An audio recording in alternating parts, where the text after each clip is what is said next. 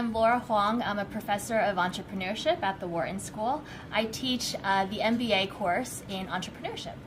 Hi, I'm Karthik Hasanagar. I'm a professor of technology and digital business at the Wharton School.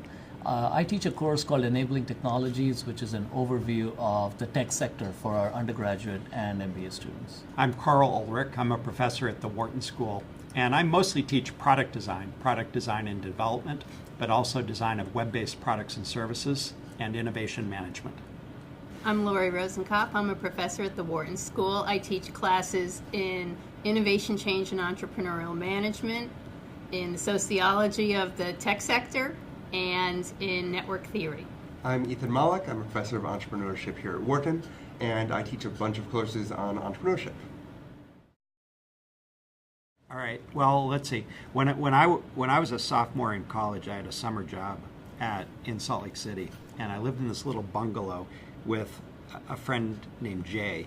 And Jay there was a garage in back of the bungalow, and he ran a business in that garage. It's called Lone Peak Packs, and they made cut and sew soft goods for the ski patrol, like to hold your radio, and they made the pads for the ski lifts and so forth. And I remember I went back into that garage the first time. I opened the door, I looked in there, and I thought, this is the coolest thing I've ever seen, because you got the fabric coming in here, they've got machines that cut it, and then he's got finished goods over there, and their customers who are paying him money for this stuff, and then he's got workers. I thought, wow, this is the coolest thing ever. And that's when I got really interested in entrepreneurship. And it's actually taken, let's see, about 30 years to actually be able to circle back around and actually be able to teach entrepreneurship, do projects in entrepreneurship that involve small businesses, that involve our students. My detour was that I got an engineering degree, I did research in product development and other areas, but I feel just super privileged to now be front and center in what's happening in entrepreneurship at work.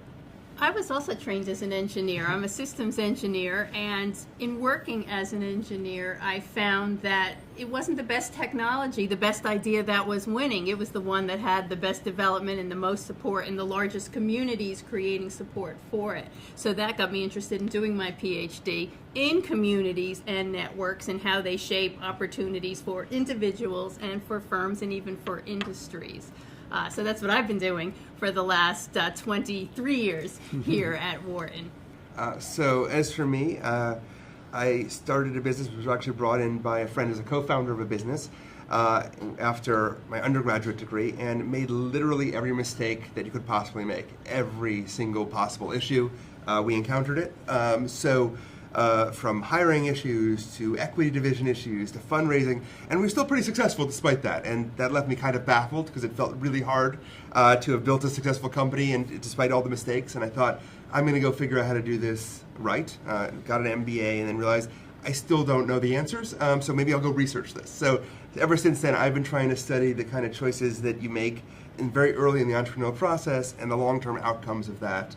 And I've become increasingly interested also in how we get more people to be entrepreneurs and innovators, because opportunities aren't equally available to everybody, yet innovation is spread out much more equally. So how do we increase the opportunity of underrepresented groups, geographies, to get a chance to do startups? And that's been my passion recently.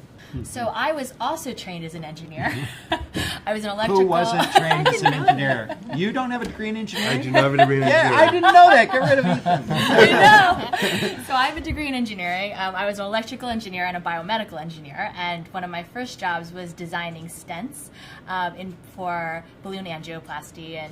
And basically I found some of the similar things that Lori had found. Was basically it wasn't always the best product that would win in the market, and that you could develop a lot of different things, and it wasn't always that piece of it. I very quickly realized that the pure engineering side of things was not as interesting to me, and I got pulled onto a technical marketing team, which was basically set out to translate the technical specifications to the marketing and sales groups, and found that I was really interested in the people side of things, and found that a lot of the organizational behavior issues, a lot of the perceptions and attributes that people were making were actually driving what was happening in entrepreneurship and in innovation.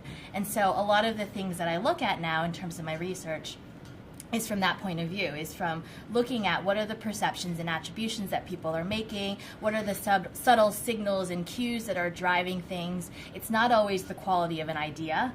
Sometimes it's other things that are affecting what's happening. And so that's kind of how I became interested in entrepreneurship and how things actually get out there in the marketplace. So in my case, most of my work is focused on technology and digital business.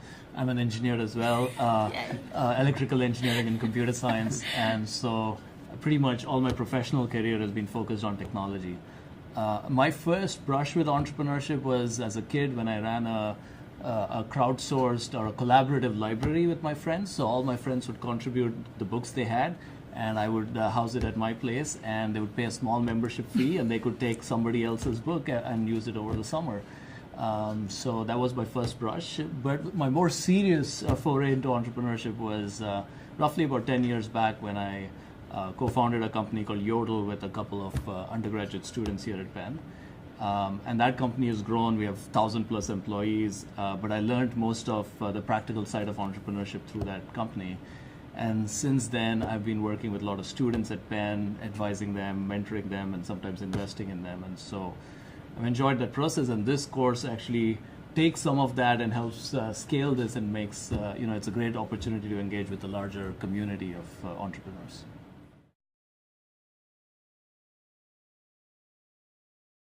Wharton has this unique positioning where we are able to teach people how to scale and grow and build their enterprises. And so I think we use a lot of research-based methods, and we draw from research a lot to kind of think about how entrepreneurs not only come up with their idea, but also continue to take it forward and grow and scale.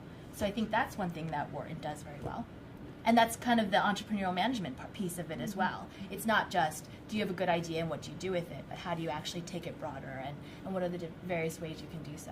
Mm-hmm. No, it's one of the things I really like about Wharton is that it does seem to find this magic blend of rigor and relevance, which is most people at Wharton are only interested in working on problems somebody cares about.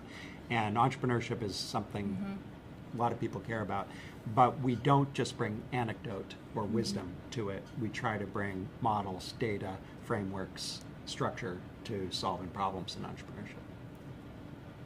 There's been a host of Wharton alumni who've been able to start incredible businesses in a wide variety of industries. And one of the areas where Wharton has historically been known is in finance. And in fact, fintech is full of Wharton entrepreneurs at this point. And hedge funds, private equity. These were Wharton entrepreneurs starting up these sorts of businesses as well. But you're right, ed tech in lots of different areas. What's cool about this session is you were showing us some of what you'll be doing, and there were a lot of examples of folks I didn't even know were Wharton entrepreneurs who you had known and worked with, right? Mm-hmm. I had this nervous experience where we had a very successful company that the idea came out of one of my classes, and the entrepreneur was coming back to speak in my class, and I realized I had to figure out what grade I gave them. Ooh. Because I was very nervous that what if I'd given them a C or something and they'd raised $100 million, but they got an A-, which I think is the perfect grade for that sort of thing. But I mean, there is a sense that we've all got a chance to experience, right, different entrepreneurs coming through our class. Some of us have been entrepreneurs. I mean, we've lived this too, and we live it through our students on a regular basis. Mm-hmm. Yeah, I mean, it's one of the most amazing things about this job is that every September, several thousand fresh faces show up. We get to participate in their education, and then we have really a lifelong connection to the entrepreneurs. Mm-hmm. It's really an amazing thing.